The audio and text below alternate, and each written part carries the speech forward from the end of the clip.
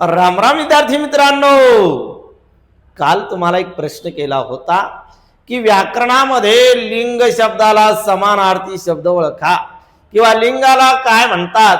तर लिंगाला खून हे एक शब्द आहे, समानार्थी खून. मग आता खून शब्द लिहिताना खून न बाणाचं जी मुडपते मूर्धन्य वर्ण खू न, आणि तुम्ही लिहिलं खून. हे न म्हणत असताना न जिभेचा सेंडा वरच्या दाताच्या पाठीमागच्या बाजूला लागतो, आणि हे या न चा उच्चार करताना न खून जिभेचा सेंडा मुडपतो. मग खून म्हणजे चिन्ह, खून म्हणजे चिन्ह, आणि मग आपलं उत्तर हे बरोबर आहे खून.